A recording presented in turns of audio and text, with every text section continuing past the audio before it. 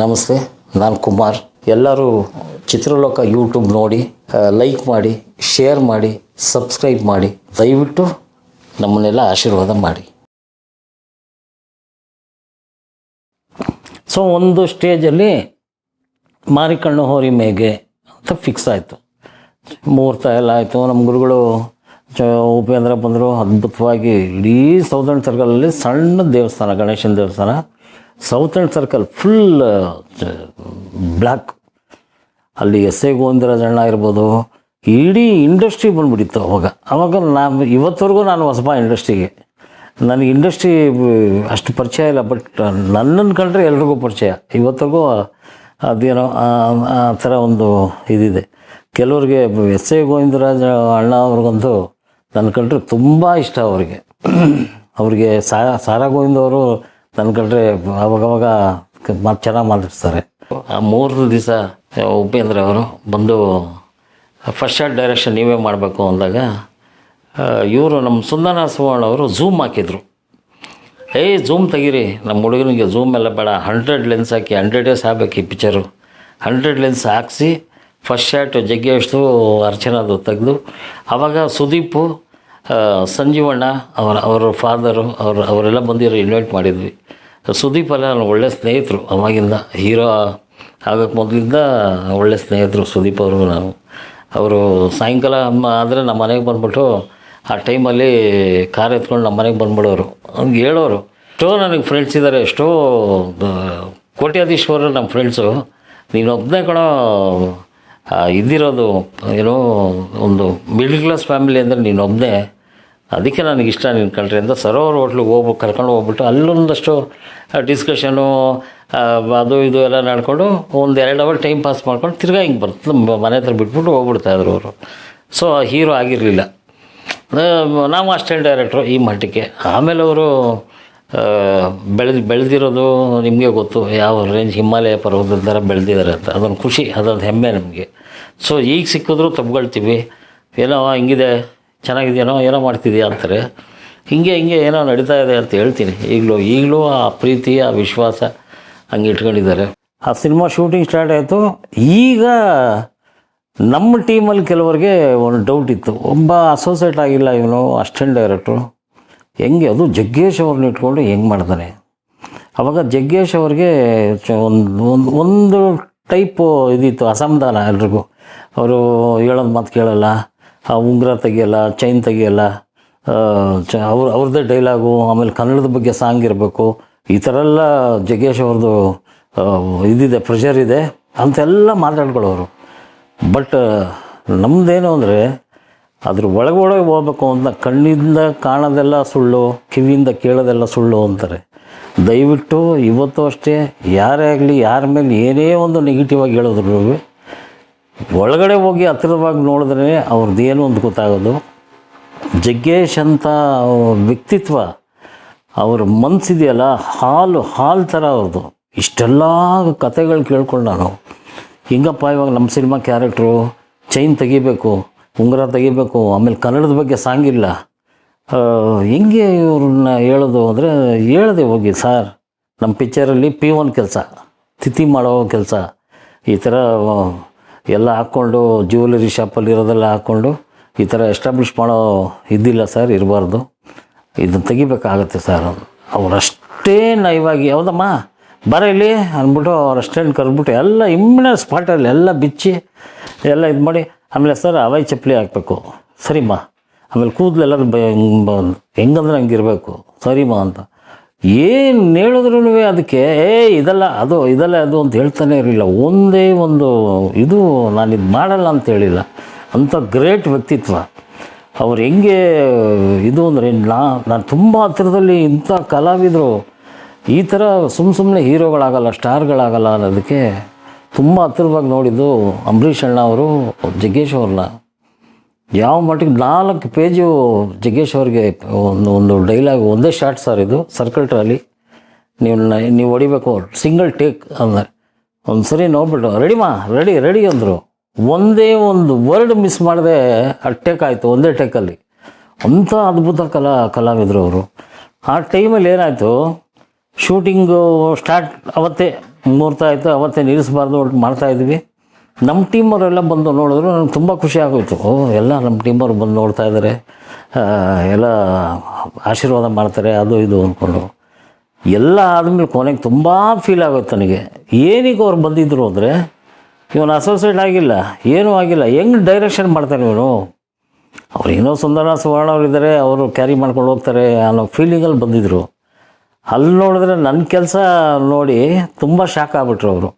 5 ನಿಮಿಷ ಫ್ರೀ ಇಲ್ಲ. ನಮ್ಮ ಗುರುಗಳು ಸುಂದರ ಸುವರ್ಣ ಅವರು ಕುಮ್ಮಿ ಒಂದು 5 ನಿಮಿಷ ಸಿಗರೇಟ್ ಸೇದಕ್ಕೆ ಟೈಮ್ ಕೊಡೋ, ನೀನು ಯಾಕೆ ಹಿಂಗೆ ಹಾಕಿ ರುಬ್ತಾ ಇದ್ದೆ ಯಾಕೆ. ಇದಾದಮೇಲೆ ನಮ್ಮದು ಮೆಂಟಲಿ ಫಿಕ್ಸು, ಈ ಶಾಟ್ ಆದಮೇಲೆ ಆ ಶಾಟ್ ಬಿಡಬಾರ್ದು ಯಾರಿಗೂ.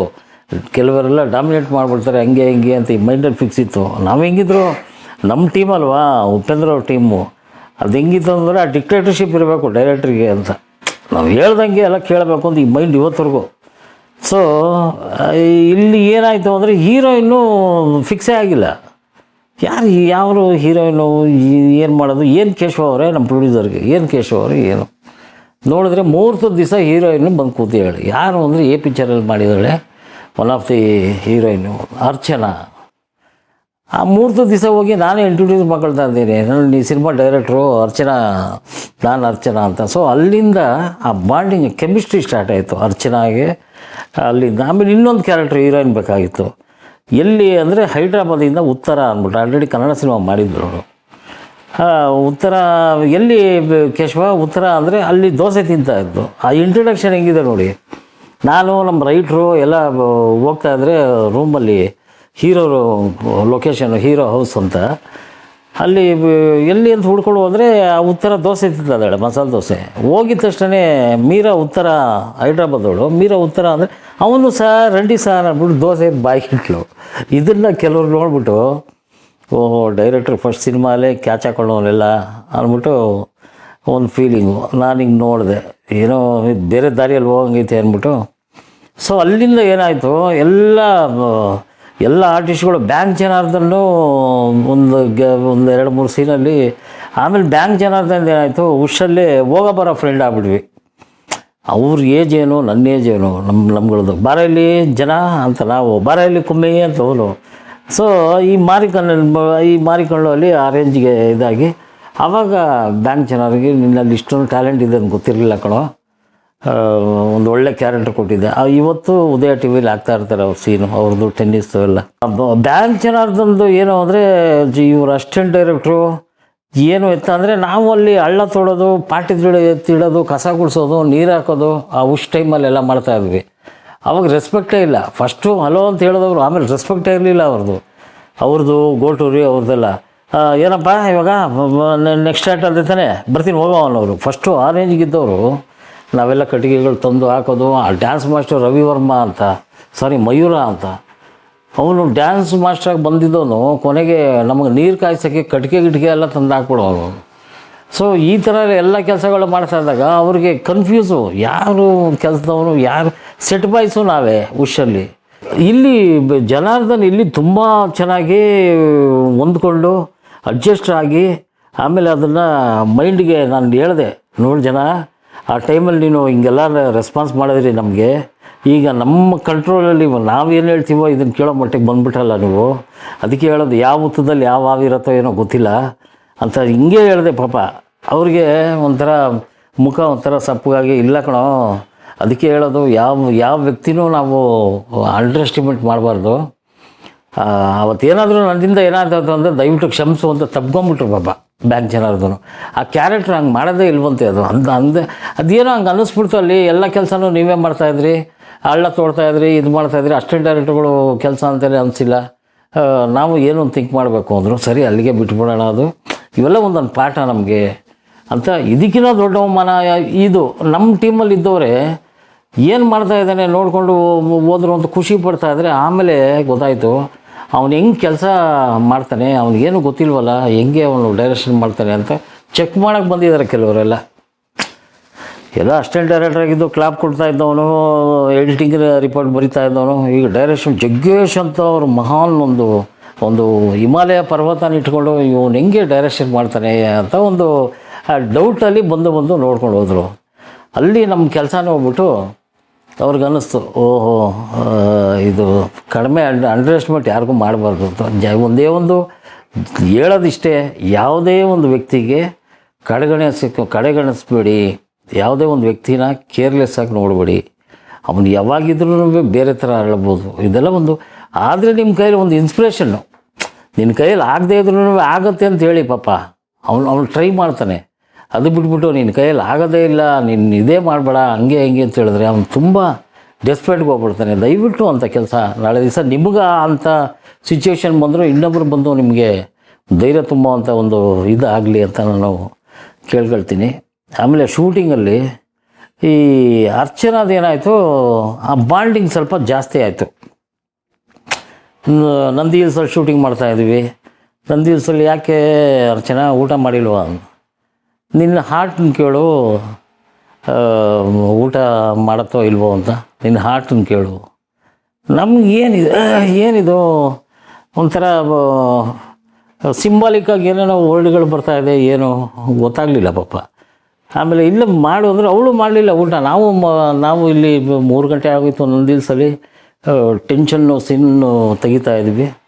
ಆಮೇಲೆ ತುಂಬ ಕ್ಲೋಸ್ ಆಗಿದ್ವಿ ಮೀನ್ಸ್ ಒಂದು ಡೈರೆಕ್ಟ್ರು, ಒಂದು ಆರ್ಟಿಸ್ಟು ಆ ರೇಂಜ್ಗೆ ಅಂದರೆ ಎಲ್ಲ ಒಂದು ವರ್ಷನ ನೋಡಿಕೊಂಡು ರೂಮರ್ಸ್ ಗೊತ್ತೇ ಇರುತ್ತಲ್ಲ ನಿಮಗೆ, ಮಾತಾಡಿದೆ. ಈ ಕಡೆ ಉತ್ತರನೂ ಅಷ್ಟೇ, ಅವನು ಡೈರೆಕ್ಟ್ರಿಗಾರು ರಂಡಿ ಅಂತ ಎಲ್ಲ ನೀಟಾಗಿ ಹಗ್ ಮಾಡ್ಕೊಳ್ತಾ ಇದ್ಲು ಪಾಪ ಅವಳು. ಸರಿ, ಈ ಹಗ್ ಮಾಡೋಕ್ಕೆ ಹತ್ರ ಬರ್ತಾ ಇದ್ದಂಗೆ ಒಂದಷ್ಟು ಜನ ಹಿಂಗೆ ನೋಡೋರು ಹಿಂಗೆ, ಓ ಇದೊಂದು ಕಥೆ ಆಯ್ತಲ್ಲಪ್ಪ, ಇದು ಇನ್ನೂ ಈ ಮಠದಲ್ಲೇ ಇದ್ದಾರಲ್ಲ ಅಂತ. ಇವಾಗೆಲ್ಲ ತುಂಬ ಸೋಷಿಯಲ್ ಬಿಡಿ. ಇವಾಗ ನಾನು ಹೇಳೋದು 20 ವರ್ಷದಿಂದನೇ ಹಂಗಿತ್ತು ಮಡಿವಂತಿಗೆ ಅಂತ, ಇನ್ನೂ ಅದೇ ರೇಂಜಲ್ಲಿ. ಈಗ ಬರ್ತಾ ಇದ್ದಂಗೆ ಹಂಗೆ ತಪ್ಕೊಳ್ತಾರೆ ಎಲ್ಲ, ಅದೆಲ್ಲ ಮಾಮೂಲಿ ಇದು ಅಂತ. ಅರ್ಚನಾ ಅದು ಈ ಥರ ಪ್ರಪೋಸು ಇನ್ನೇನು ಅದೇನು ಮೈಂಡಲ್ಲಿತ್ತು, ನನಗಿನ್ನೂ ಔಟ್ ಫೋಕಸ್ಸೇ, ಪ್ರಪೋಸಲ್ಲಿತ್ತೋ ಏನೋ ಅಂತ. ಬಟ್ ಆ ಫೀಲಿಂಗು ಮುಖದಲ್ಲಿ ಕಾಣಿಸ್ತಾ ಇತ್ತು.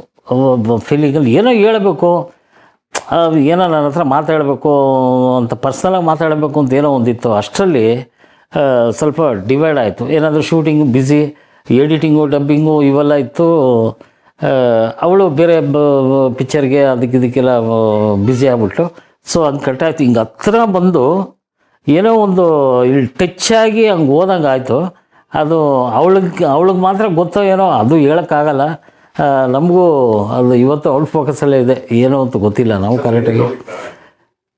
ನನಗೂ ಅದು ಈ ಪ್ರಾಬ್ಲಮ್ ಒಂದು ಅಂದರೆ, ನಮ್ಮ ಗುರುಗಳು ಸುಂದರನಾಥ ಸುವರ್ಣ ಅವರು ಹೆಂಗೆ ಯಾವುದೇ ಒಂದು ಇದರಲ್ಲಿ ಹೋದ್ರೂ ಕಮ್ಮಿ ನೀನು ಡಿಸ್ಟೆನ್ಸ್ ಮೇಂಟೈನ್ ಮಾಡು. ಯಾವುದೇ ಹೆಣ್ಮಕ್ಳ ಹತ್ರ ಹೋದ್ರೂ ಡೈಲಾಗ್ ಹೇಳ್ಕೊಳ್ತಾ ಇದ್ದೀನಿ ಗುರುಗಳೇ, ಕ್ಯಾಮ್ರಾ ಹಿಂದೆ ಅಲ್ವಲ್ಲ ಅಂತ. ನಾನು ಎಷ್ಟೇ ಇದು ಮಾಡಿದ್ರು ನೀನು ಈ ಕಡೆ ಬಾ, ನನ್ನಿಂದ ಬಾ ಅಂತ ಅವಾಯ್ಡ್ ಮಾಡೋರು. ಅಂದರೆ ಒಂದು ಚಿಕ್ಕ ಮಕ್ಕಳಿಗೆ ಹೆಂಗೆ ಕರಿತಾಯಿದ್ರು ಆ ಥರ ಮಾಡೋರು. ಸೊ ಅಲ್ಲಿ ಏನಾಯಿತು, ಅಲ್ಲಿವರೆಗೂ ಲವ್ವೇ ಇಲ್ಲ ನನಗೆ. ಮಾರಿಕಣ್ಣು ಮ್ಯಾಗೆ ಅಲ್ಲಿ ಸಿಂಧು ಮೆನನ್ನ ಇಂಟ್ರೊಡ್ಯೂಸ್ ಮಾಡಿದ್ವಿ ನಾವು ನಮ್ಮ ಪಿಕ್ಚರಲ್ಲಿ ಅಂತ. ಒಂದು ಜಗ್ಗೇಶ್ ತಂಗಿ ಕ್ಯಾರೆಕ್ಟ್ರು. ಅಲ್ಲಿ ಮಾಡಿದಾಗ ಮಿಥುನ್ ತೇಜಸ್ವಿ ಅಂತ ಅವನು ಹೊಸಬನೇ. ಅವನು ಆಮೇಲೆ ತಮಿಳಲ್ಲಿ ಎಷ್ಟೋ ಸಿನಿಮಾ ಹೀರೋ ಆಗಿ ಮಾಡಿ ಎಲ್ಲ ಮಾಡೋದು. ಈಗಲೂ ಎಲ್ಲರೂ ಸಿಕ್ಕಿದ್ರೆ ಪಾಪ ಆ ಒಂದು ರೆಸ್ಪೆಕ್ಟ್ ಇಟ್ಕೊಂಡಿದ್ದಾನೆ. ಅವರಿಬ್ಬರಿಗೂ ಏನು ಮಾಡಿದೆ, ಲವ್ ಸಿಚುವೇಶನು ಕೂತ್ಕೊಳ್ರಿ ಅಂತ ಕಂಠೀರವ ಸ್ಟುಡಿಯೋಲ್ಲಿ ಇಬ್ಬರನ್ನು ಕೂಡಿಸ್ಬಿಟ್ಟು ಡೈಲಾಗ್ ಹೇಳ್ರಪ್ಪ ಗುರುಗಳೇ, ಇದು ಕೂಡ್ತಿದ್ದೀನಿ ಬನ್ನಿ ಕ್ಯಾಮ್ರಾ ಇಲ್ಲಿಟ್ಟು ಶಾರ್ಟ್ ತೆಗಿಯೋಣ. ಫುಲ್ಲು ಟೆನ್ಷನ್ ಆಗ್ಬಿಟ್ರು ಗುರುಗಳು. ಸುವರ್ಣ ಅವರು ಸಿಗರೇಟ್ ಸೇದ್ಕೊಂಡು 555 ಅವ್ರದ್ದು ಹಿಂಗೆ ಸೇದ್ಕೊಂಡು, ಏನು ಡೈರೆಕ್ಟ್ರು, ಏನು ಕಾಮನ್ ಸೆನ್ಸ್ ಇದೆಯಾ ನಿನಗೆ ಅಂದರು. ಯಾಕೆ ಗುರುಗಳೇ ಬೆಳಿಗ್ಗೆ ಹಿಂಗೆ